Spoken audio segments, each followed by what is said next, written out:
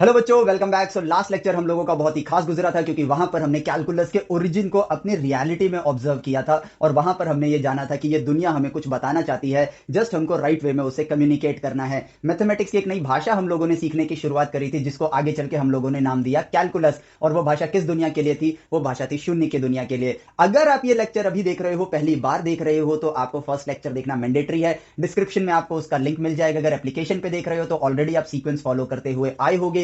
और ये लेक्चर आप लोगों की आंखों को और ज्यादा खोलने वाला है, शून्य की दुनिया को और ज्यादा एक्सप्लोर कराने वाला है, क्योंकि यहां पर हमें यह तो पता चल गया कि यार एक लाइन जो है वो पॉइंट्स से मिलकर बनी है और पॉइंट का साइज जीरो होता है, यानी कि नथिंग ने समथिंग क्रिएट किया है। हमें लेंथ का एक नया वे दिख गया, परसेप्शन दिखा लेंथ को नए नजरिए से देखने का, कि total number of infinite points.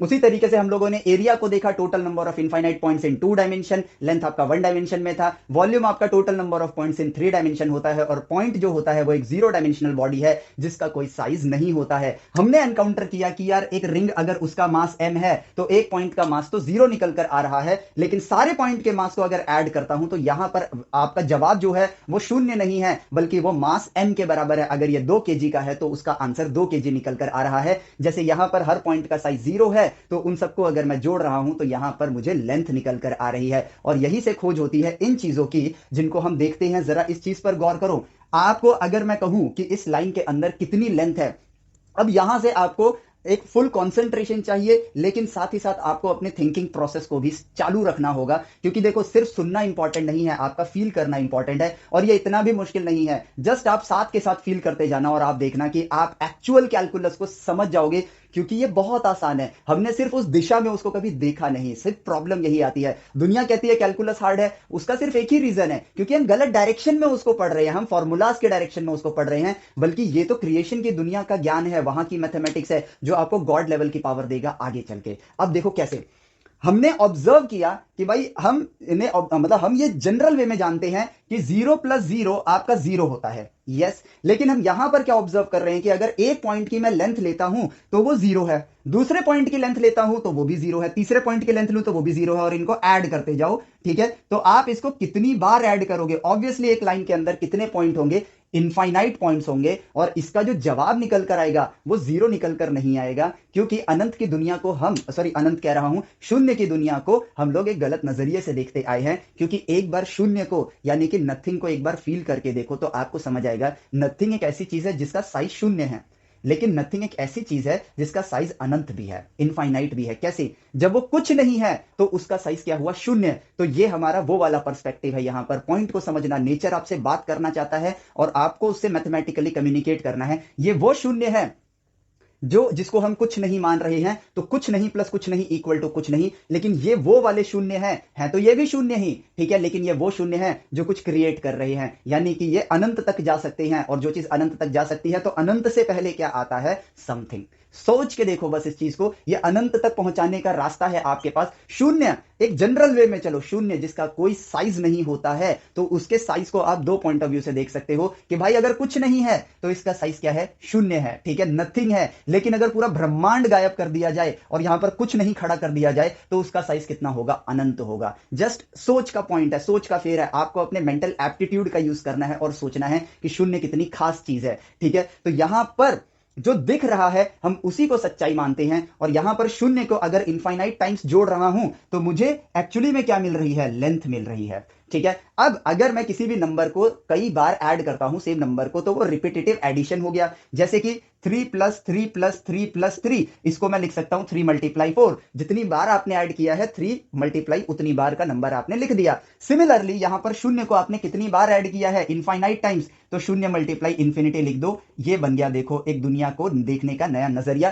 कि 0 × इन्फिनिटी आपका लेंथ है। लेकिन अब यहां पर ऑब्जर्वेशन नंबर 2 आती है, और वो क्या है कि यार अगर मैं इस चीज को देखता हूं कि 0 × इन्फिनिटी आपका लेंथ है, तो इस लाइन के अंदर कितने पॉइंट है? इस लाइन के अंदर इनफाइनाइट पॉइंट है। इस लाइन के अंदर कितने पॉइंट है? इनफाइनाइट पॉइंट है। इस लाइन के अंदर कितने पॉइंट है? इनफाइनाइट पॉइंट है। तो शून्य मल्टीप्लाई इंफिनिटी यहां भी आएगा, शून्य मल्टीप्लाई इंफिनिटी यहां भी आएगा, शून्य मल्टीप्लाई इंफिनिटी यहां भी आएगा, लेकिन अब इनके जवाब जो होंगे वो अलग अलग होंगे। तो नेचर ने आपको एक चीज दिखाई, बस उस चीज को देखो। वो क्या कह रहा है कि आप शून्य मल्टीप्लाई इंफिनिटी का जवाब एक बार में नहीं दे सकते हो। मतलब सिर्फ शून्य मल्टीप्लाई इंफिनिटी अगर आपके पास है तो आप जवाब देने में असमर्थ हो, आप नहीं बता सकते हो इसका आंसर क्या है। लेकिन अगर ये शून्य मल्टीप्लाई इंफिनिटी इसके लिए है और इसकी लेंथ मान लो 5 सेंटीमीटर है, इसकी 10 सेंटीमीटर है, इसकी 20 सेंटीमीटर है, लेकिन अगर आपको यह पता रहे कि यह शून्य मल्टीप्लाई इंफिनिटी इस लाइन के लिए है तो आप यहां पर इक्वल टू में 5 सेंटीमीटर लिख सकते हो। ठीक है, यही तो नेचर ने बताया। देखो जो है वो है, तो अगर शून्य को अनंत बार जोड़ा गया है और मुझे उससे ये मिल रहा है तो इस शून्य मल्टीप्लाई इंफिनिटी का आंसर क्या होगा? 5 सेंटीमीटर होगा। यस, अगर शून्य को इनफाइनाइट टाइम्स ऐड किया गया है और उसको ऐड करने से मुझे ये वाली लाइन मिल रही है तो इसका जवाब 10 सेंटीमीटर होगा। अगर शून्य मल्टीप्लाई इंफिनिटी करके मुझे 20 सेंटीमीटर मतलब ये लाइन मिल रही है तो इसका जवाब 20 सेंटीमीटर होगा। तो यहां से जो पहली चीज, जो एग्जैक्ट पॉइंट हमें ऑब्जर्व करना है वो ये है कि कैलकुलस की दुनिया में आप आंसर्स, यानी शून्य की दुनिया में आप आंसर्स निकालते नहीं हो, आप वास्तविकता को ऑब्जर्व करके उसका रिजल्ट बताओगे। आपको यहां सॉल्व करने जैसा कुछ है ही नहीं। पॉइंट को, इसको नोट करो अपने ब्रेन के अंदर, अपने सोल के अंदर इसको नोट करो। यहां आप सॉल्व नहीं कर रहे हो, यहां आप देख के बता रहे हो। यहां आपके पास शून्य मल्टीप्लाई इंफिनिटी के कई ऑप्शंस हैं, इसीलिए तो शून्य मल्टीप्लाई इंफिनिटी आपका नॉट डिफाइंड है। नॉट डिफाइंड का मतलब यह नहीं होता कि वो सॉल्वेबल नहीं है। लास्ट लेक्चर में हमने इस चीज पे पूरे विस्तार से बात करी थी। नॉट डिफाइंड का मतलब होता है कि इसकी कई सारी वैल्यूज हैं, तो एक वैल्यू आप डिफाइन नहीं कर सकते हो। तो परिस्थिति के अनुसार शून्य मल्टीप्लाई इंफिनिटी इस केस में देखो 5 आया, इस केस में 10 आया, इस केस में 20 आया, और इसने सिर्फ एक ही चीज बताई है जिस चीज को मैं कई बार ऑलरेडी रिपीट कर चुका हूं, और इसको रिपीट करना इसलिए जरूरी है क्योंकि आप एक्चुअली में कैलकुलस के एसेंस के साथ कनेक्ट करोगे। और वो क्या है कि यहां पर आप चीजें सॉल्व नहीं करते हो, क्योंकि शून्य की दुनिया में हर चीज की वैल्यू शून्य है।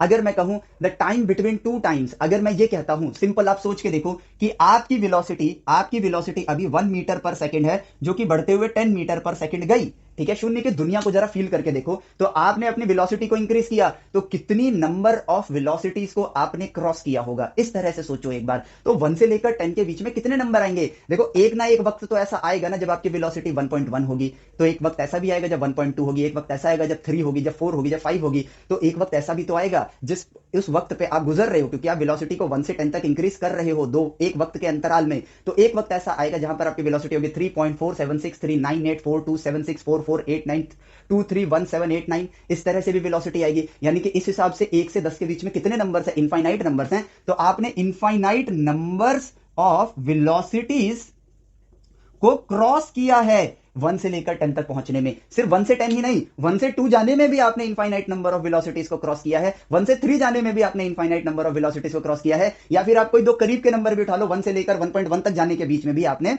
इनफाइनाइट नंबर ऑफ वेलोसिटीज को क्रॉस किया है। और ये हम नहीं बना रहे हैं, हम ह्यूमंस इसको क्रिएट नहीं कर रहे हैं इस चीज को, ये सच्चाई है जिस चीज से हमें कनेक्ट करना है, दैट्स इट। ठीक है, तो देखो इनफाइनाइट नंबर ऑफ वेलोसिटीज को आप क्रॉस कर रहे हो। सिमिलरली नहीं, ठीक है, तो यहां पर जो की पॉइंट हम लोगों ने ऑब्जर्व किया, जो आपके लिमिट का बेस बनने वाला है, और लिमिट से ही डिफरेंशिएशन आएगा, डिफरेंशिएशन के बाद ही आप इंटीग्रेशन समझोगे, तो बेस आपका ये रहा। यहां पर कोई भी चीज आप सॉल्व नहीं करते हो, कोई भी चीज आप सॉल्व नहीं करते हो। अब आप कहोगे सर लिमिट में तो इतने सारे फॉर्मूला हैं, डिफरेंशिएशन में भी तो इतने सारे फॉर्मूला हैं, तो वो फॉर्मूलाज एंड रिजल्ट हैं, दीज आर नॉट फॉर्मूलाज। ठीक है, हमने यहां पर ऑब्जर्व करके ढूंढा है कि साइन थीटा अपॉन में theta, limit theta approaches to zero. खैर ये तो अभी मैं आगे पढ़ाऊंगा आप लोगों को, लेकिन मैं आपको जस्ट एक जानकारी देने के लिए बता रहा हूं कि ये यहां पर हम इसको 1 लिख देते हैं और इसको फॉर्मूले की तरह समझते हैं, लेकिन ये फॉर्मूला नहीं है, ये एक्चुअली में ढूंढा गया है। अब क्योंकि इसकी वैल्यू ढूंढ ली गई है लिमिट के प्रोसेस से, नेचर को ऑब्जर्व करके, यहां पर कोई वो चीज नहीं है, सिर्फ एक ही चीज है, ऑब्जर्व करके आंसर देना है। तो ऑब्जर्व करके जब इसको ढूंढ लिया गया है तो बार बार थोड़ी ऑब्जर्व करोगे, सीधा इसकी वैल्यू लिखोगे। यही है इसका मतलब। आपने नेचर में ऑब्जर्व करके ढूंढा कि डेरिवेटिव ऑफ साइन थीटा आपका कॉस थीटा होता है, तो यहां पर ये पहले ढूंढा गया है, बाद में जब एक बार ढूंढ लिया गया तो बार बार थोड़ी हम उसको ढूंढेंगे। आपने ढूंढ लिया, अब इसको एज अ फॉर्मूला यूज कर रहे हो, तो फॉर्मूलाज के थ्रू यहां पर आगे बढ़ना, यानी कि ऑलरेडी आप कैलकुलस की किताब को बंद कर चुके हो, आप कैलकुलस पढ़ तो रहे हो, फॉर्मूलाज याद तो कर रहे हो, लेकिन मात्र क्वेश्चन सॉल्व करने के लिए रियलिटी से जोड़ नहीं पा रहे हैं। और जब रियलिटी से नहीं जोड़ रहे हैं तो फ्यूचर में चल के जब हमको उस दुनिया को समझना होगा जिस दुनिया से ये दुनिया बनी है, हमारी उत्सुकता तो बहुत है लेकिन ज्ञान गलत है, तो हमेशा हम गलत राह पे भटकते रह जाएंगे। और आगे चल के हम कोई बड़ी चीज क्यों? क्योंकि जो 1D 2D 3D की दुनिया में है उसको तो हमने एक्सप्लोर कर लिया है। अब हमारे पास जो चीज बची है वो है शून्य की दुनिया को एक्सप्लोर करना, क्योंकि यहां पर क्रिएशंस होती हैं, नथिंग इज क्रिएटिंग समथिंग। तो इस चीज को हमें फील करना होगा, ठीक है, सही डायरेक्शन में फील करना होगा। सो कैलकुलस की दुनिया यानी शून्य की दुनिया में आप चीजों को सॉल्व नहीं करोगे, बल्कि आप ऑब्जर्व करोगे। आप क्या करोगे? उनको ऑब्जर्व करोगे और उसके जरिए इन चीजों को ढूंढोगे। अब देखो, पहला पॉइंट तो ये मिला, और आपने लास्ट लेक्चर के अंदर क्या देखा था कि जब आप ए पॉइंट से बी पॉइंट तक कांस्टेंट वेलोसिटी से साइकिल चला रहे थे, ठीक है, जिसमें वेलोसिटी मैंने 10 मीटर पर सेकंड ली थी, तो जब मैंने एक पॉइंट पर टाइम को, जब आप सी पॉइंट पर हो, मैंने टाइम को फ्रीज कर दिया था। तो जब टाइम फ्रीज है तो डिस्टेंस ट्रेवल्ड कितना होगा आपके पास? 0। और टाइम टेकन क्या होगा आपके पास? वो भी 0, क्योंकि टाइम आपका फ्रीज है। तो आपने पहली बार 0 डिवाइड बाई 0 एनकाउंटर किया था रियलिटी में। अब इसका जवाब अगर आपसे सिर्फ ये पूछा जाए कि 0 डिवाइड बाई 0 क्या है, मुझे नहीं पता आंसर, साफ बोलो मुझे नहीं पता, क्योंकि मुझे क्या पता 0 बाई 0 क्या है, क्योंकि इसकी तो कोई भी वैल्यू हो सकती है। लेकिन अब रियलिटी को देखा हम लोगों ने, तो हमें पता चला कि भाई हमारी वेलोसिटी तो कांस्टेंट थी, तो इस हिसाब से हर वक्त मेरी वेलोसिटी 10 मीटर पर सेकंड रही होगी। तो इस 0 बाई 0 की इस परिस्थिति में वैल्यू आती है 10 मीटर पर सेकंड। तो यहां पर भी तो हमने रिजल्ट को कैसे निकाला था? हमने रिजल्ट को निकाला था परिस्थिति को देखकर। हमने रिजल्ट को निकाला था परिस्थिति को देखकर। यह है आपका ट्रू वे, और यही है आपका आगे चल के लिमिट का प्रोसीजर या लिमिट का प्रोसेस। तो हमने डिस्कवर किया बेसिकली लिमिट के प्रोसेस को। हमें यहां पर सिर्फ एक ही चीज जाननी है कि शून्य की दुनिया को हम देखें कैसे, हमारा परसेप्शन क्या बने इसके लिए। तो उसके लिए एक और थॉट एक्सपेरिमेंट या फिर एक और विजुअल एक्सपेरिमेंट हम लोग करते हैं, और इस चीज को समझते हैं कि इंफिनिटी को हम बस अनंत मान के छोड़ देते हैं, लेकिन इंफिनिटी के अंदर भी काउंटिंग है, वो काउंटिंग ही एंडलेस है। लेकिन उस चीज को फील करना होगा कि यार अगर एक लाइन है मेरे पास जिसकी लेंथ मान लो 1 सेंटीमीटर की है, और एक दूसरी लाइन है जिसकी लेंथ मेरे पास, देखो डबल दिख रहा है ना, 2 सेंटीमीटर की है, तो अगर मैं पूछूं कि भाई यहां पर जितने नंबर ऑफ पॉइंट्स हैं, कितने नंबर ऑफ पॉइंट्स हैं यहां पर, तो आप कहोगे इंफिनिटी। यहां पर कितने नंबर ऑफ पॉइंट्स हैं? यहां पर भी इनफाइनाइट पॉइंट्स हैं। लेकिन वास्तविकता यह भी तो बोल रही है ना कि जितने पॉइंट यहां होंगे, यहां उसके दुगने पॉइंट होंगे, 1 1.1। तो अब इसको ऐसे ले लो भाई, ये पॉइंट आपने 0 दिया, ये पॉइंट 1 दिया, ये पॉइंट आपने 0 ली, नंबर लाइन पे बना लो, ये पॉइंट 1 लिया, ये पॉइंट 2 लिया। तो अगर 0.1 है तो यहां पर 1.1 भी है, अगर 0.2 है तो यहां पे 1.2 है, और 0.1 यहां भी है, 0.2 यहां पर भी है। तो जितने एंडलेस पॉइंट आप यहां निकाल सकते हो, वो सारे एंडलेस पॉइंट यहां आएंगे। लेकिन उसी के कोरस्पॉन्डिंग 1 से 2 के बीच में जो नंबर्स हैं, ठीक उतने ही नंबर ऑफ इनफाइनाइट पॉइंट्स यहां पर भी आएंगे। तो भाई गिन नहीं सकते, इसलिए इन्फिनिटी है ना। लेकिन यहां जितने पॉइंट है 1 सेंटीमीटर लेंथ के अंदर, 2 सेंटीमीटर लेंथ के अंदर, उसके डबल पॉइंट्स हैं। तो शून्य को देखने का एक पर्सपेक्टिव हमें मिल रहा है, और वो क्या है कि भाई देखो, एक तो आपको देख के ही जवाब देना है, ये एक सत्य है, आपको देखकर ही जवाब देना है। तो यहां से ये भी देख लो कि भाई इंफिनिटी इंफिनिटी आपके सेम नहीं है, इसलिए infinity minus infinity is not equal to 0।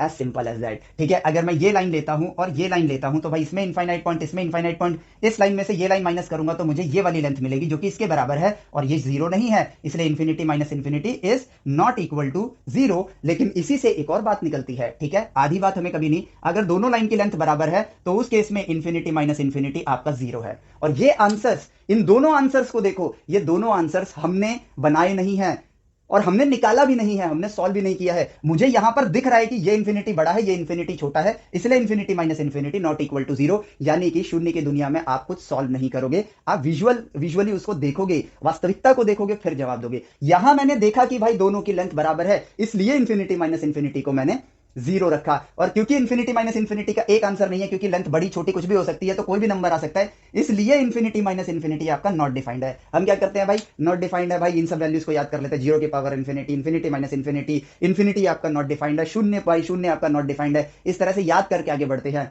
Build a connection, observe the nature, nature में सब कुछ है, सब आपके आंखों के सामने है। डे टू डे लाइफ में आप ये लाइंस वगैरह क्या रोज नहीं देखते हो? आप देखते हो, और तो और ये जिस ब्रह्मांड में आप घूम रहे हो, ये बहुत सब कुछ है, लेकिन ये आया किससे? कुछ नहीं से आया है। कितनी अजीब सी बात है ना ये, लेकिन यही तो है कैलकुलस की ब्यूटी। और हम कैलकुलस हमें बोरिंग इसीलिए तो लगना स्टार्ट होता है क्योंकि हम इसको सही वे में देखते नहीं है।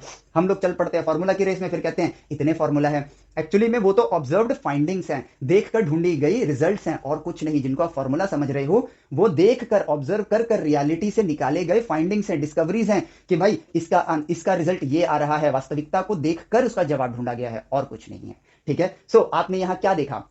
आपने यहां देखा कि भाई यहां पर चीजें सॉल्वेबल नहीं है, यही बात आपको फील करनी है। यहां पर आप चीजें सॉल्व नहीं करते हो, वास्तविकता को देखते हो और फिर जवाब देते हो। तो अब यहीं से एक की पॉइंट निकल कर आता है कि यार हमने एक और एग्जांपल लिया था लास्ट एक्सरसाइज में कि x की पावर x हमने लिया था, और उसको देखकर हमने ये बताया था कि 0 की पावर में 0 की वैल्यू 1 होगी। इसको देखकर हमने ये बताया था, क्योंकि शून्य की पावर शून्य को आप सॉल्व नहीं कर सकते हो। कारण एक की पावर एक यानी एक को एक बार मल्टीप्लाई करो अपने आप से, वो तो एक ही हुआ। एक की पावर चार यानी एक को चार बार मल्टीप्लाई करो। चार की पावर तीन यानी कि चार को तीन बार मल्टीप्लाई करो। नथिंग की पावर नथिंग का मतलब क्या हुआ, कुछ नहीं को कुछ नहीं बार मल्टीप्लाई करो। तो इसका जवाब आप दे सकते हो, नहीं दे सकते हो, क्योंकि कुछ नहीं को कुछ नहीं बार आपको मल्टीप्लाई करना है। तो क्या जवाब आना चाहिए, तो जवाब निकल कर आया एक। क्योंकि कैसे निकल कर आया, हमने ऑब्जर्व किया था, हमने वन की पावर वन डाला, 0.7 की पावर 0.7 डाला, 0.5 की पावर 0.5 किया, 0.3 की पावर 0.3, 0.2 की पावर 0.2, 0.00001 की पावर 0.001। हम जीरो के करीब जाना स्टार्ट हो गए और पड़ोसियों की वैल्यूज को देख के ये अनुमान लगाया कि भाई इसकी वैल्यू वन की तरफ अप्रोच कर रही है, इसलिए इसका जवाब क्या होना चाहिए, वन होना चाहिए। इस तरह से हमने इसके जवाब को खोजा था और यही है आपका लिमिट, यही है आपका लिमिट। यानी कि उस शून्य पे, उस पॉइंट पर जब आप चीजों को खोजना चाहते हो तो कैसे खोजोगे, आप नहीं नहीं बता पाओगे, लेकिन यहां पर आप उसके करीब जा जाके ये बता पाओगे, ये समझा पाओगे कि हाँ इसकी ये वैल्यू हो सकती है। अब पॉइंट को समझो, ठीक है। अगर मैं आपसे पूछूं कि आज से 50 साल बाद आप सेम इसी वक्त क्या कर रहे होगे, तो आप एक अनसर्टेन आंसर दोगे। पॉइंट नंबर वन, आज से 50 साल बाद ठीक इसी वक्त आप क्या कर रहे होगे, तो आपको नहीं पता होगा, क्योंकि आप जो जवाब भी दोगे उसकी कोई गारंटी नहीं है कि वही होगा। आज से एक साल बाद पूछूं तो भी आपके पास गारंटी नहीं होगी। हाँ, हल्का फुल्का अनुमान लगा सकते हो कि हाँ एक साल बाद मैं ये कर रहा हूंगा, 50 साल में तो बिल्कुल नहीं लगा पा रहे थे। एक महीने बाद में आप, गारंटी तो नहीं होगी लेकिन हाँ थोड़ा बहुत सही प्रिडिक्शन आप कर पाओगे। एक दिन के बाद क्या करोगे, थोड़ा और अच्छा प्रिडिक्शन कर पाओगे। एक मिनट के बाद क्या कर रहे होगे, बहुत अच्छा प्रिडिक्शन दे पाओगे। एक सेकंड बाद, हालांकि इतना तो सोचते सोचते ही एक सेकंड निकल जाएगा, लेकिन आप सोचो कि आप इंस्टेंट टाइम पर सोच रहे हो, तो एक सेकंड बाद क्या करोगे, बहुत अच्छी एक्यूरेसी के साथ बताओगे। एक मिली सेकंड के बाद और भी अच्छी एक्यूरेसी से बताओगे, तो एक नैनो सेकंड के बाद क्या कर रहे होगे, उसको आप 100% एक्यूरेसी से बताओगे। इसीलिए जब हम x की पावर x कर रहे थे तो 1 की जो वैल्यू आई थी उसके बेसिस पर हमने इसका रिजल्ट नहीं दिया, 0.9 की पावर 0.9 के बेसिस पर रिजल्ट नहीं दिया, हम गए all the way to 0.000001 to the power 0.000001। उसके पास जब पहुंचे तब हमने ये अनुमान लगाया कि 0 की पावर 0 की वैल्यू क्या होगी, 1 होगी। यानी कि पड़ोस की वैल्यूज को देखो, आपके पड़ोसी आपके बारे में बहुत अच्छे से जानते हैं, तो वही बताएंगे आपको इसका जवाब। और हमने लास्ट लेक्चर के अंदर क्या और देखा था, ये एक लास्ट रिकैप है उस चीज का, ठीक है। और वो क्या है, ठीक है, कि यहां पर देखो, यहां पर हम लोगों ने जब एक पॉइंट पर वेलोसिटी निकालनी थी, ठीक है, तो 0/0 की वैल्यू हमारी निकल कर आ रही थी, जो कि 10 मीटर पर सेकंड है। अगर मेरी वेलोसिटी 40 मीटर पर सेकंड होती तो यहां पर मेरा जवाब 40 मीटर पर सेकंड होता। लेकिन अब अगला चैलेंज जो हम लोगों के लिए आता है वो ये आता है कि व्हाट इफ मेरी रफ्तार बढ़ रही हो, व्हाट इफ मेरी रफ्तार बढ़ रही हो, तब मैं कैसे निकालूं। तो यहां पर सीधा सा लॉजिक है भाई, आप सॉल्व नहीं कर सकते हो, ठीक है। तो आपको यदि यदि यानी कि अगर आपको उस पॉइंट पर इंस्टेंट वेलोसिटी पता है तो वही होगी 0/0 की वैल्यू, लेकिन अगर नहीं पता है तो क्या करें, ठीक है। अगर पता है तो क्या करना है, नहीं पता है तो क्या करना है, ठीक है। अब यहां पर हम इस चीज को देखेंगे और उसके लिए मुझे यहां पर एक डाटा लिखना पड़ेगा जिसको मैं फास्ट फॉरवर्ड करने वाला हूं। तो एक सेकंड में वो डेटा मैं यहां पर लिख देता हूं, ठीक है। तो फटाफट बस एक सेकंड रुकिए, ठीक है, हम लोग यहां पर उस चीज को ऑब्जर्व करते हैं। सो ये आया, और हाँ एक और एग्जांपल है, उसके बाद मैं डेटा लिखता हूं। और वो डेटा क्या है कि यार देखो, एक रिंग का मास कितना है, m है मास, और एक पॉइंट का मास कितना आ रहा था, 0। यानी कि sum of infinite zeros, 0 point masses will be equal to the total mass m, point number 1, ठीक है। लेकिन अगर यहां पर रिंग इससे बड़ी रिंग हो तो इसका मास इससे ज्यादा होगा, लेट से वो m डैश होगा, और दोनों सेम डेंसिटी के मटेरियल हैं, सेम एटम से बने हुए हैं, तो इसका पॉइंट मास और इसका पॉइंट मास सेम होगा। तो यहां पर भी इनफाइनाइट पॉइंट है, यहां पर भी इनफाइनाइट पॉइंट है, वही चीज जो मैं ऑब्जर्व कराने की कोशिश कर रहा हूं। तो इसके अंदर समेशन ऑफ इनफाइनाइट जीरो आई लिख देता हूं, आई फ्रॉम 1 टू इंफिनिटी। अगर सर्कल 1 के लिए है तो उसका मास m है, लेकिन अगर ये 0i summation i equal to 1 से लेकर इंफिनिटी तक है सेकंड सर्कल के लिए, तो उसका मास m डैश होगा। यानी कि हमको यहां पर पॉइंट्स को एक डिफरेंट वे में देखना स्टार्ट करना होगा, हमें पॉइंट्स को अदर पैरामीटर्स के साथ कनेक्ट करना होगा। जैसे कि मुझे कैसे पता चल रहा है कि कौन सा सर्कल छोटा है कौन सा सर्कल बड़ा है, तो यहां पर नंबर ऑफ पॉइंट्स को मैं इसके रेडियस के साथ जोड़ सकता हूं। अगर पहले सर्कल का रेडियस देखूं और दूसरे सर्कल का रेडियस देखूं तो वो डिफरेंट है, और इसको मैं कैसे कनेक्ट कर सकता हूं, ठीक है। वो चीज देखने के लिए पहले हम थोड़ा सा लिमिट को ऑब्जर्व कर लेते हैं और उसके बाद इस पार्ट पर आएंगे, और यही पार्ट आप फिजिक्स में हर जगह यूज करने वाले हो। पॉइंट वर्क डन निकाल सकते हो, point loss in energy, point position पर आपका चेंज इन पोटेंशियल एनर्जी, ठीक है। हर चीज जो आपको पॉइंट में निकालनी है, यानी कि जहां जहां आप फिजिक्स के अंदर ये लिखने वाले हो ना, डी एफ डी ए ठीक है, D P momentum acceleration force, ठीक है, D V change in potential energy. जहां जहां आप ये डी लिखने वाले हो ना, वहां वहां पॉइंट की दुनिया में वर्क करने वाले हो, मतलब काम करने वाले हो। फिजिक्स वाला वर्क नहीं बोल रहा था मैं, काम आप जो करने वाले हो उस वर्क को बोल रहा था मैं, ठीक है। तो जहां जहां ये डी आने वाला है, वहां वहां जो हम इसके अंदर अभी खोजेंगे उसका इस्तेमाल होगा। तो कुर्सी की पेटियां बांध लो, क्योंकि अब ऑब्जर्व करने का टाइम आ गया है। तो मैं फटाफट इसको फास्ट फॉरवर्ड करके लिख देता हूं, ठीक है। सो ये रही वैल्यूज यहाँ।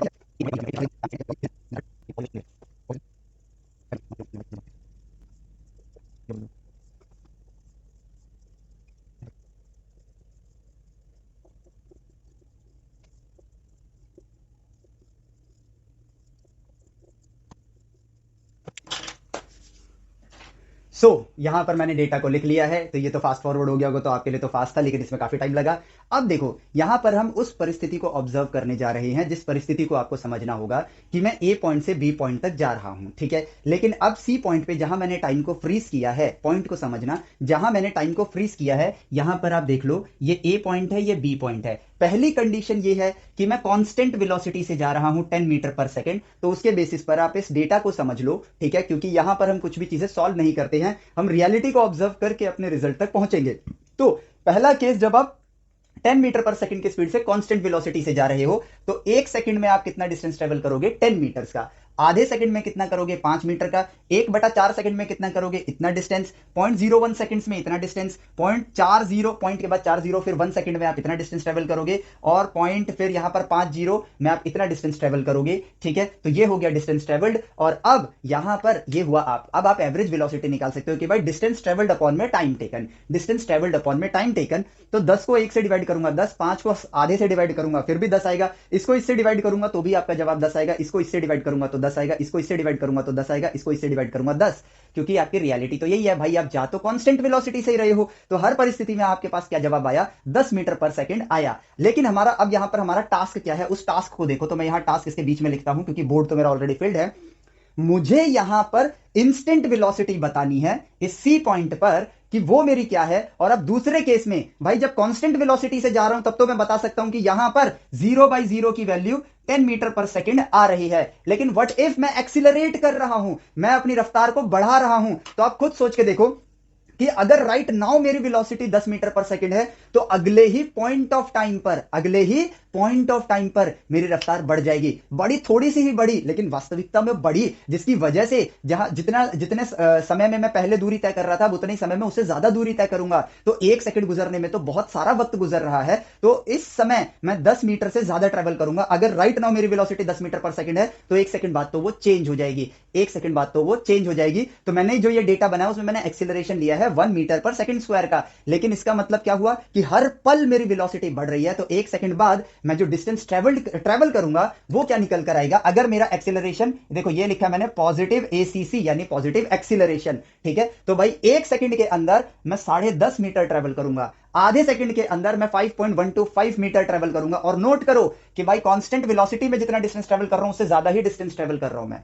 यहां पर भी जो डिस्टेंस है, आधे सेकंड में भी जो मैंने डिस्टेंस ट्रेवल किया, देखो यहां पर उससे ज्यादा डिस्टेंस ट्रेवल कर रहा हूं, क्योंकि कम ही समय लिया है, 1 सेकंड का ही गैप लिया था मैंने पहले, अब तो आधे सेकंड का हो गया। लेकिन क्योंकि मैं एक्सीलरेट कर रहा हूं, तो मैं डिस्टेंस ज्यादा ट्रेवल करूंगा, क्योंकि ऑब्वियस सी बात है, मेरी रफ्तार बढ़ेगी हर पॉइंट के साथ। तो यहां पर मेरी ये क्या कहते हैं, डिस्टेंस निकल कर आया। मैंने इतना ट्रेवल किया है आधे सेकंड में, 1/4 सेकंड में इतना डिस्टेंस ट्रेवल कर रहा हूं, 0.01 सेकंड में इतना डिस्टेंस ट्रेवल कर रहा हूं, 0.0001 सेकंड में इतना डिस्टेंस ट्रेवल कर रहा हूं, इतने जीरो के बाद इतना डिस्टेंस ट्रेवल कर रहा हूं। और हां, ये वैल्यूज मैंने सेल्फ सॉल्व करके निकाली है, ठीक है, मतलब सेल्फ निकाली है, क्योंकि कैलकुलेटर इस पॉइंट के बाद आंसर बस यही दे रहा था 0.001। तो यहां पर आके कैलकुलेटर की लिमिट ओवर हो जाती है, इसलिए ये रही आपकी वो वैल्यूज। अब इन वैल्यूज को देखो और इनसे एवरेज वेलोसिटी निकालो कि भाई यहां पर अगर मैंने इतना डिस्टेंस ट्रेवल किया है 1 सेकंड में, तो डिस्टेंस अपॉन में टाइम टेकन, तो मेरी एवरेज वेलोसिटी देखो क्या आई, 10.5। फिर अगला आधे सेकंड के लिए जब मैंने एवरेज वेलोसिटी निकाली, तो 10.25 आई, डिस्टेंस अपॉन में टाइम टेकन। फिर और कम सेकंड के लिए किया, तो देखो इतनी आई, फिर और कम किया और कम किया और कम किया, यानी कि मैं टाइम टेकन को क्या करता जा रहा हूं, देखो शून्य की तरफ लेता जा रहा हूं।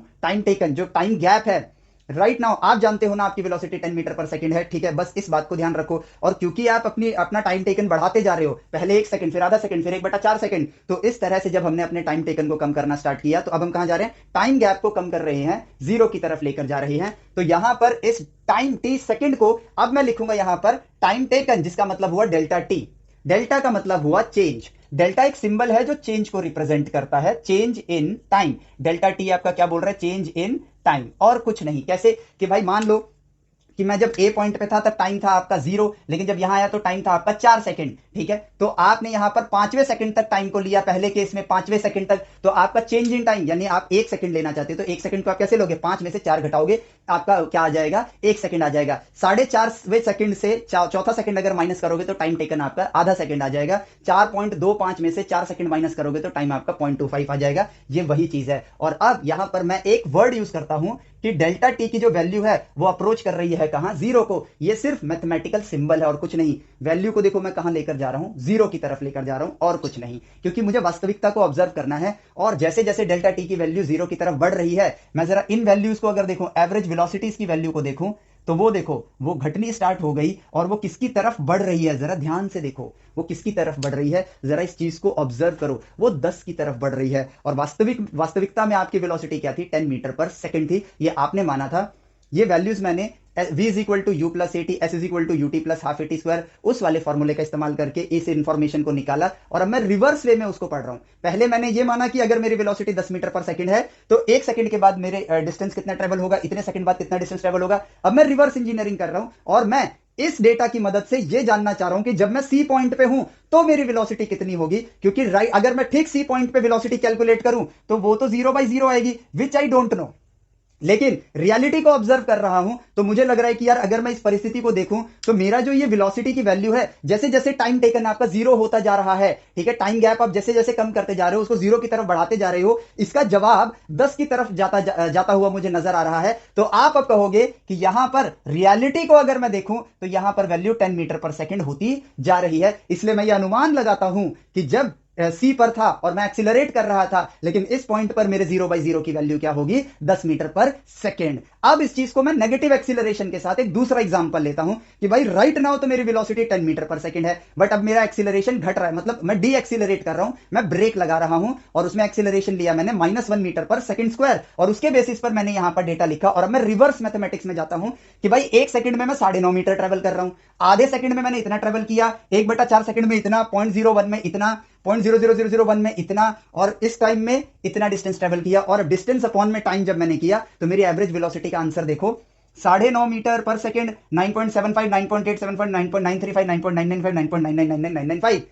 अब ये आंसर सही क्यों है, क्योंकि आप पहले से जानते हो कि आपकी वेलोसिटी 10 मीटर पर सेकंड है। और अब जब आपने रिवर्स वे में उसको करके देखा, आपने टाइम के गैप को शून्य की तरफ बढ़ाना स्टार्ट किया, तो उससे आपने ये अनुमान लगाया कि एट सी जब एक्चुअली में आपका डिस्टेंस ट्रेवल्ड और टाइम टेकन 0/0 है, तो इस डेटा को भी मैं देखूं तो ये नंबर मेरा 10 की तरफ बढ़ रहा है। 9.5, 9.75, 9.875, 9.9375, 9.995, 9.9999995, यानी कि आप कहां अप्रोच कर रहे हो, 10 की तरफ अप्रोच कर रहे हो। तो आपने कहा कि इसकी वैल्यू होगी 10 metre per second. And congratulations, आप लोगों ने लिमिट का प्रोसेस ढूंढ लिया है। कैलकुलस की दुनिया के अंदर आप कैलकुलेशंस कर ही नहीं सकते हो, तो आप वास्तविकता को देखते हो और उसके बेसिस पर अनुमान लगा के बताते हो कि वहां पर उसकी वैल्यू क्या होगी। अब मैं इसको लिख सकता हूं कि माई वेलोसिटी, ठीक है, at c is equal to 10 metre per second, चाहे आप एक्सीलरेट कर रहे हो। देखो एक बात याद रखना, ये परिस्थिति अलग है, ये परिस्थिति अलग है, ये दोनों सेम परिस्थिति के लिए नहीं है, ठीक है। ये जब आप पॉजिटिवली एक्सीलरेट कर रहे थे तो भी आपने पड़ोस की वैल्यूज को देखा और उससे अनुमान लगाया, 10 आया। मैंने दोनों केस में जवाब 10 लिया ताकि मैं जल्दी जल्दी कैलकुलेशन कर सकूं,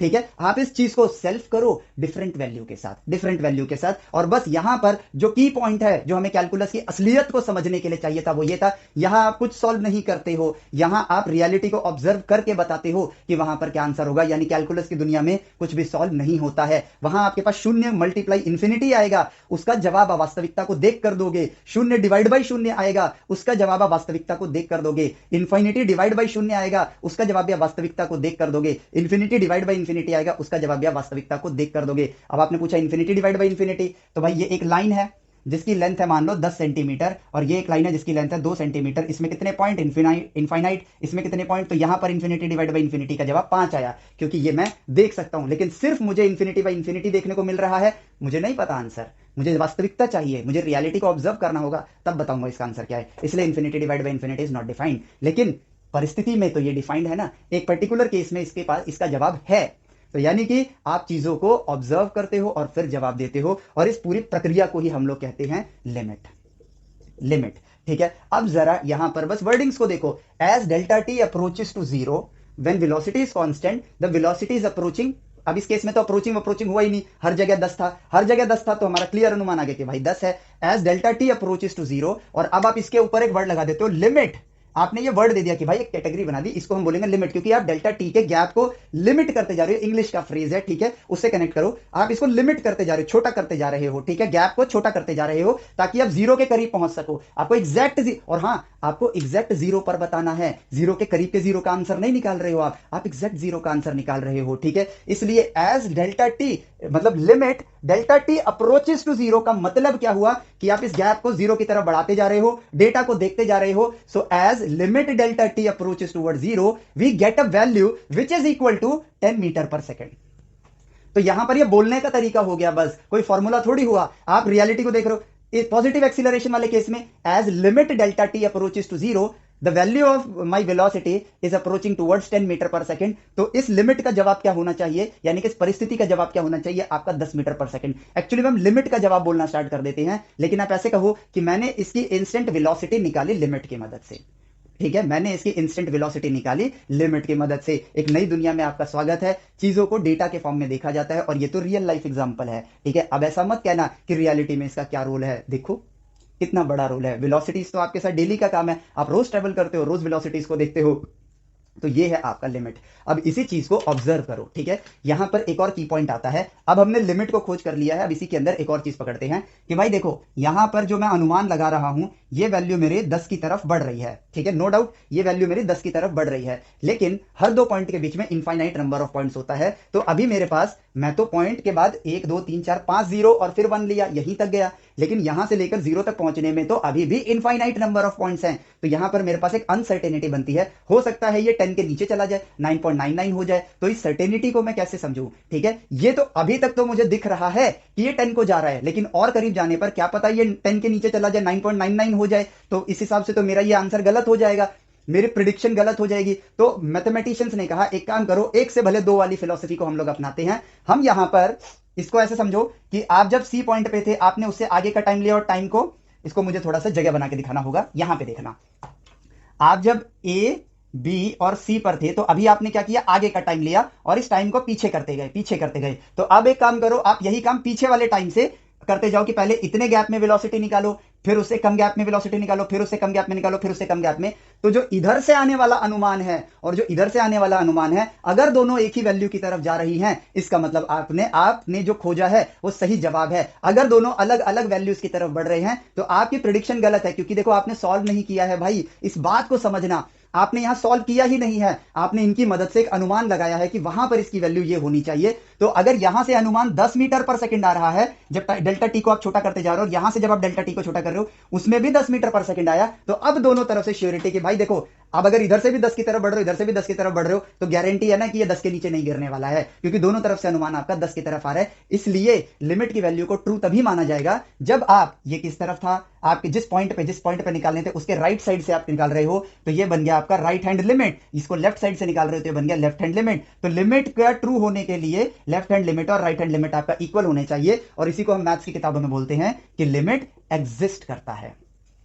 अब एक बात ना प्लीज कमेंट करके बताना, क्या लिमिट मुश्किल था, क्या इसका कॉन्सेप्ट इतना मुश्किल है, सिर्फ हम इस दुनिया को देख ही नहीं रहे थे, शून्य की दुनिया को समझ नहीं रहे थे। प्लीज इस चीज को मुझे कमेंट में बताओ कि क्या मैं सफल हुआ आप लोगों को सही ज्ञान देने में, क्या मैं आपको कैलकुलस से कनेक्ट कर पाया, इस चीज के बारे में जरूर बताना, क्योंकि अगर नहीं कर पाऊंगा तो मैं और रिसर्च करके और बेहतर तरीके से और डीप डाइव करके और एग्जाम्पल्स आपके लिए लेकर आऊंगा जरूर, ठीक है। सो आपका रिव्यू मेरे लिए बहुत ज्यादा जरूरी है, ठीक है, क्योंकि जब आप लोग रिव्यू करते हो, ठीक है, तो मुझे पता चलता है कि कहीं मैंने कोई गलती तो नहीं करी है, या फिर आपको समझाने में मैं असमर्थ तो नहीं रहा हूं, तो वो चीज मुझे और ड्राइव करती है। मैं उस तरह से नहीं मानता कि हाँ आपने मेरी कमी कैसे निकाल दी। कमी निकालो भाई, जितनी निकालोगे मेरे पास इंप्रूव होने के उतने ज्यादा चांसेस होंगे, ठीक है। चलो तो देखो, ये लॉ भी हमने ढूंढ लिया, मतलब बुक्स में तो हम इसको लॉ की तरह ही बोलते हैं ना कि लिमिट ट्रू एग्जिस्ट तभी करेगा, ठीक है। तो लिमिट की वैल्यू आप ट्रू तब मानोगे जब लेफ्ट हैंड लिमिट और राइट हैंड लिमिट, लिमिट का मतलब क्या है, बस ये डेल्टा टी को आप जीरो की तरफ अप्रोच करा रहे हो और आप एग्जैक्ट 0/0 की वैल्यू ढूंढ रहे हो उस पर्टिकुलर पॉइंट ऑफ टाइम पर, दैट्स इट, ये है आपका लिमिट। तो बस ये हुआ हमारे लिमिट का खोज, ठीक है। तो अब इसको फटाफट रब करते हैं, ठीक है। So welcome to the world of limits. आप लोगों ने लिमिट को खोज लिया है और अब हम यहां पर एक लिमिट को खोजेंगे, ठीक है, और फिर नेक्स्ट लेक्चर के अंदर हम लिमिट जो बुक में हम लोग पढ़ते हैं उस चीज को देखेंगे, ठीक है। फिर हम लोग डिफरेंशिएशन का कॉन्सेप्ट, देन डिफरेंशिएशन जो बुक में होता है उसमें, देन इंटीग्रेशन का कॉन्सेप्ट, और उसके अंदर मैं आपको रीमन सम समझाऊंगा कि क्यों एरिया अंडर द कर्व आपके एंटी डेरिवेटिव के बराबर होता है, बट वो वहां आने पर ही, ठीक है। फिर उसके बाद बुक वाला इंटीग्रेशन एंड देन, और लेकिन आपको क्या करना है, आपने इसके बेस को समझा है। अब एक बार आप एनसीईआरटी की किताब उठाओ और जो वहां एग्जांपल्स लिखे हैं ना, एक्सरसाइज, पहली एक्सरसाइज से पहले जो एग्जांपल्स लिखे हैं एक बार रीड करो और वास्तविकता के साथ उसको जोड़ के देखो, ठीक है, उसको जोड़ के देखो और तभी आप उस चीज से आप कनेक्ट कर पाओगे, ठीक है। चलो, तो लिमिट का वास्तविकता हमें समझ आया, ठीक है। और इसके बाद हम लोग क्या जानेंगे, अब हम देखते हैं यहां पर इस चीज को कि हमने ये फॉर्मूला देखा है, हम इसका लिमिट निकालते हैं, लेकिन कैसे, लिमिट को हम कैसे निकालेंगे, यहां पर हम वास्तविकता को देखकर इसका लिमिट निकालेंगे। तो हम यहां पर निकालेंगे लिमिट, अब ये लिखने का तरीका भी समझा दूंगा इसे, limit delta theta, limit theta approaches to zero का मतलब क्या है कि भाई थीटा की वैल्यू जीरो पे जा रही है, यानी कि बेसिकली आपको यहां पर ढूंढना है इसकी वैल्यू, साइन जीरो अपॉन में जीरो की वैल्यू ढूंढनी है। सॉल्व करो, साइन जीरो की वैल्यू क्या होती है, जीरो, और जीरो की वैल्यू तो जीरो होती है। बता पाओगे इसका जवाब, नहीं दे पाओगे, क्योंकि देखो ये तो नॉट डिफाइंड है, मुझे पता ही नहीं है इसकी वैल्यू क्या है, लेकिन एक परिस्थिति से जीरो बाई जीरो बन रहा है। ये परिस्थिति क्या है कि थीटा की वैल्यू जीरो की तरफ अप्रोच कर रही है और डिनोमिनेटर में एग्जैक्ट जीरो थोड़ी है, जो एंगल है वो भी जीरो को अप्रोच कर रहा है, यानी कि ये एक सिचुएशनल केस है। तो उस सिचुएशन में ये वैल्यू कहां अप्रोच कर रही है, चलो इसको एक्सप्लोर करते हैं। तो भाई यहां पर हम लोग इसको कैसे करेंगे, एक तो हो सकता है हम कैलकुलेटर का इस्तेमाल करके डेटा बना ले, लेकिन कुछ चीजों को हम ज्योमेट्री से भी देख सकते हैं, तो हम उस चीज को देखते हैं, ठीक है। तो यहां पर मुझे चाहिए, चलो इसकी मदद से मैं आर्क बना लेता हूं, एक सर्कुलर आर्क, ठीक है। ये रहा मेरा सर्कुलर आर्क, और यहां पर मैं एक स्ट्रेट लाइन लूंगा, ठीक है। हालांकि मुझे थोड़ा बड़ा बनाना था, ठीक है, तो मैं इसको ऐसे लेता हूं, फ्री हैंड बनाता हूं, यस, देखो तो बड़ा सा बन गया है, ठीक है। तो मैं यहां पर लेता हूं इसका रेडियस, जो कि ये रहा, ठीक है, ये रहा मेरे पास एंगल थीटा, और अब मुझे क्या निकालना है, साइन थीटा निकालना है। तो अब मैं ऑब्जर्व करूंगा यहां पर, ठीक है, और रियलिटी को देख के आप इसको सॉल्व नहीं कर सकते हो, ये सच्चाई है। तो परिस्थिति को देखेंगे, उसके बेसिस पर बताएंगे इसका जवाब क्या निकल कर आता है, ठीक है। तो अब मैं यहां पर देखूं, जो जो चीज मुझे आती है, ये बन गया परपेंडिकुलर, परपेंडिकुलर बनाना जरूरी है भाई, साइन थीटा निकालना है आपको, ठीक है। ये लेंथ है रेडियस आर, ठीक है, ये लेंथ है आपकी परपेंडिकुलर, ठीक है, और ये है एंगल थीटा।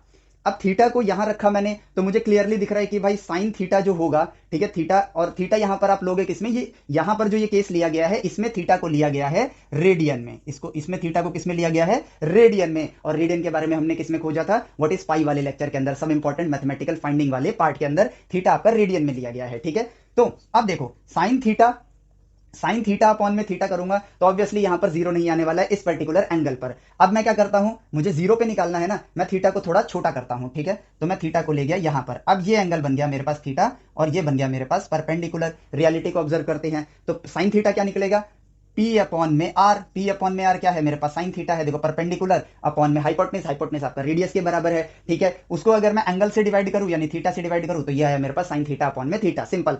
अभी भी थीटा आपका जीरो तो है नहीं, है बड़ी वैल्यू है, ऑलमोस्ट 45 डिग्री के आसपास आ रहा है। तो रेडियन में अगर हम देखें तो 0.9 डिग्री के आसपास, 0.9 रेडियन के आसपास ये आता है, क्योंकि 1 रेडियन आपका 57 डिग्री के आसपास होता है, ठीक है। तो 0.9 समथिंग रेडियन के आसपास है साइन थीटा अपॉन में थीटा। तो इसकी वैल्यू कितनी आएगी, 1/√2 अगर 45 मानते हैं, और थीटा की वैल्यू क्या आ जाएगी, 0.9 ले लेते हैं। सो यहां पर वैल्यू, एक वैल्यू आ रही है, दैट्स इट। तो ये काम तो कैलकुलेटर वाला हो गया, लेकिन अब हम इस ज्योमेट्री को ऑब्जर्व करते हैं और फिर देखते हैं। अब मैं थीटा को थोड़ा और कम करता हूं, अब मैं थोड़ा और कम करने के लिए मैं थीटा को और छोटा करता हूं। अब आपको आइडिया मिल गया है, that is your radius and that is your perpendicular, ठीक है। जरा इन तीनों केसेस में आप ये देखो कि भाई यहां पर जो ये आर्क लेंथ है, ये आर्क लेंथ किसके बराबर होती है, ठीक है। आर्क लेंथ, अगर इसका रेडियस आर है तो arc length r multiply angle के बराबर होगा, यस। तो पहले वाले केस में आर्क लेंथ देखो और परपेंडिकुलर को देखो, तो आपको क्लियरली दिख रहा है कि भाई साइज में जमीन आसमान का अंतर है, साइज में जमीन आसमान का अंतर है। आप रियलिटी को ऑब्जर्व करो कि अगर मैं कहूं कि are theta is greater than perpendicular length, तो वो क्लियरली दिख रहा है भाई ये सीधा है, और ये कर्व होकर लंबाई यहां से लेकर इस पॉइंट तक तो ये भी आ रहा है, बट ये उससे ज्यादा लंबा है। हर बार आर थीटा आपका परपेंडिकुलर से लंबा होगा, चाहे थीटा आपका देखो पहले बड़ा था तब भी लंबा है, थोड़ा छोटा किया तब भी वो उससे लंबा है, और छोटा किया तब भी उससे लंबा है। लेकिन अब जो चीज आप नोटिस कर रहे हो कि जैसे जैसे एंगल को आप छोटा करते जा रहे हो, ठीक है, जो नोटिस कर रहे हो आप उस नोटिसेबल पॉइंट को देखना कि ये परपेंडिकुलर और आर थीटा हमेशा परपेंडिकुलर से बड़ा होगा, आर थीटा हमेशा परपेंडिकुलर से बड़ा होगा। लेकिन जैसे जैसे एंगल छोटा होता जा रहा है, आर थीटा की value always greater than P, लेकिन it is coming closer to P, P की वैल्यू के करीब आता जा रहा है। इस चीज को नोट करो। पहले देखो गैप कितना बड़ा है, साइज देखो, समझ आ रहा है। अब थोड़ा गैप कम हुआ, ये छोटा हुआ, परपेंडिकुलर भी छोटा हुआ, ये इससे अभी भी बड़ा है। अब आप आर थीटा कहां से कहां तक लोगे, यहां से यहां तक लोगे, ये अभी भी इससे बड़ा है, लेकिन पहले जो गैप था अब वो गैप यहां पर कम हो रहा है, यानी कि are theta is always greater than P, but R theta की value is approaching towards the current perpendicular length. ठीक है, तो यहां पर एज लिमिट आप क्या करोगे भाई, सॉल्व तो कर नहीं सकते हो, तो लिमिट की मदद से करते हैं। थीटा अप्रोचिंग टूवर्ड जीरो, ठीक है, साइन थीटा की जो वैल्यू है, साइन थीटा क्या है, पी अपॉन में आर। ठीक है, साइन थीटा अपॉन में थीटा लिखता हूं पहले, ठीक है, जिसको मैं लिखता हूं पी अपॉन में आर थीटा, ये थीटा मैंने यहां लिख दिया, पी अपॉन में आर थीटा। तो जो परपेंडिकुलर है वो उसकी वैल्यू और आर थीटा की वैल्यू क्या हो रही है, एक दूसरे के करीब होती जा रही है। पॉइंट को समझना, ठीक है, और अब वैल्यूज को फील करो, अब वैल्यूज को फील करो। अब देखो पहले आर थीटा, अगर मैं कहूं कि परपेंडिकुलर अपॉन में आर थीटा जो वैल्यू आई, आप उसको देखो, और ठीक है, और आर थीटा अपॉन में आर थीटा को देखो, आर थीटा अपॉन में आर थीटा, अगर मैं ये वैल्यू लूं तो आंसर क्या आएगा, 1। ठीक है, ये वैल्यू लूं तो आंसर क्या आएगा, 1 आएगा। अभी परपेंडिकुलर की लेंथ और आर थीटा बहुत बड़ा है परपेंडिकुलर से, तो ये रेशियो 1 से कम आएगा, यस और नो, डिनोमिनेटर में आर थीटा है, ये रेशियो 1 से कम आएगा। सेकंड पॉइंट पे आते हैं, जब एंगल आपने छोटा किया तो परपेंडिकुलर अभी भी आर थीटा से छोटा है, लेकिन पिछली बार जो रेशियो आया था उससे अब बड़ी वैल्यू आएगी। पिछली बार अगर 0.8 आया था आंसर, तो इस बार आंसर 0.9 आएगा। क्यों? क्योंकि आर थीटा की वैल्यू क्लोज हो रही है और पी के। ठीक है, यानी कि पहले मान लो कि आर थीटा की लेंथ थी 4 सेंटीमीटर और पी की लेंथ थी 3 सेंटीमीटर, तो गैप कितना था, 1 सेंटीमीटर का। अब मान लो आर थीटा की लेंथ आपकी हो गई 3 सेंटीमीटर, लेकिन जो ये परपेंडिकुलर की लेंथ है वो हो गई 2.5 सेंटीमीटर, तो गैप देखो 0.5 सेंटीमीटर का रह गया। ठीक है, ये चीज हो रही है। और छोटा किया एंगल, तो आर थीटा की लेंथ मान लो 2 सेंटीमीटर हुई, बट इसकी लेंथ 1.8 सेंटीमीटर हो गई। तो यही मैं कहना चाह रहा हूं कि आर थीटा आपका हमेशा उससे बड़ा रहेगा, लेकिन उसकी वैल्यू परपेंडिकुलर के लेंथ के करीब जाती जा रही है। तो अगर मैं इनके रेशियोज निकालूं, बड़े एंगल पर निकाला तो रेशियो 1 से छोटा आया, लेकिन जब मैंने एंगल को और छोटा किया अगेन रेशियो 1 से छोटा आएगा, लेकिन पिछली बार जो रेशियो आया था उससे बड़ी वैल्यू आएगी। और क्योंकि आर थीटा हमेशा पी से बड़ा रहेगा, तो हर बार वैल्यू इसकी 1 से छोटी ही आने वाली है। लेकिन जैसे जैसे एंगल छोटा होता जा रहा है, पॉइंट को बस फील करना, जैसे जैसे एंगल छोटा होता जा रहा है, ये वैल्यू क्या कहते हैं, परपेंडिकुलर जो है वो आर थीटा की तरफ बढ़ता जा रहा है, और जो रेशियो है वो 1 की तरफ बढ़ता जा रहा है। मैं यहां पर देखो, मैं एक चार्ट लगा देता हूं, इस चार्ट को एक बार पॉज करो वीडियोस को, और एंगल के साथ इन वैल्यूज को देखो, आपको खुद समझ आ जाएगा। इसलिए अब हम ये अनुमान लगा सकते हैं कि जब थीटा की वैल्यू 0 की तरफ बढ़ रही है, तो ये जो रेशियो है ये 1 की तरफ बढ़ रहा है। तो जब यहां पर वैल्यू एग्जैक्ट 0 होगी, तो मैं परिस्थिति को ऑब्जर्व करके ये कह सकता हूं कि भाई इसका आंसर क्या होगा, 1 होगा। और अब मैंने इस चीज को डिस्कवर कर लिया है, इसलिए अब मैं इसको एज अ फॉर्मूला यूज करूंगा, and that is the reality. ये है आपका लिमिट।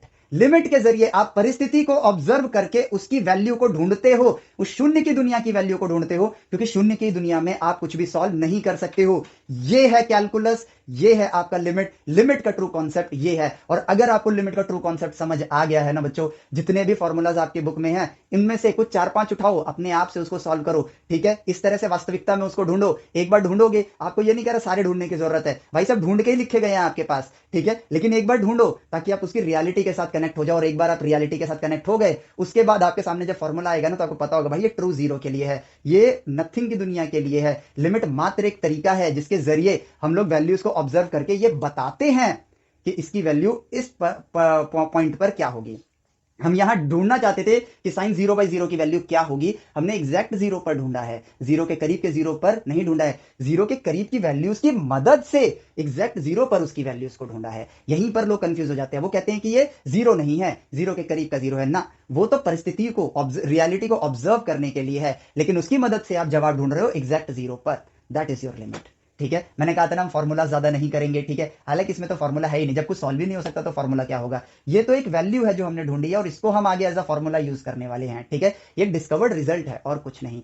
सो ये है आपका लिमिट। उम्मीद करता हूं आपको लिमिट का कॉन्सेप्ट समझ आया होगा, और अगर सच में आपको कोई वैल्यूएबल ज्ञान मिला है, आप फील करते हो दिल से, तो अपने दोस्तों को ये नॉलेज शेयर करो, व्हाट्सएप पे शेयर करो, इंस्टाग्राम पे शेयर करो, लेकिन लोगों को ये दिखाओ। क्योंकि देखो कैलकुलस की दुनिया में ना, हमारे इंडिया के अंदर बहुत ही ज्यादा गलत, या हम ये कहें थोड़ा सा हम ट्रैक ट्रैक एक जमाने में भटके और आज तक वो ट्रैक भटका हुआ है। टीचर्स को भी दिखाओ इन चीजों को, ताकि हम कैलकुलस से सही मायने में कनेक्ट कर सके, ताकि हम फिजिक्स की दुनिया को सही से समझ सके, ताकि वो हमारे केमिस्ट्री का बेस स्ट्रॉन्ग कर सके, ताकि हम रियल साइंटिस्ट बन सके, इस दुनिया में रियल इनोवेशंस कर सके, क्योंकि हर चीज में कैलकुलस का यूज होने वाला है। Because everything is made up of nothing, और नथिंग को ही नहीं समझोगे तो कुछ भी समथिंग कैसे बनाओगे, और समथिंग बनाने के लिए आपको कैलकुलस की नीड है। जिस जमाने में बिना कैलकुलस के काम हो जाता था वो जमाना गया।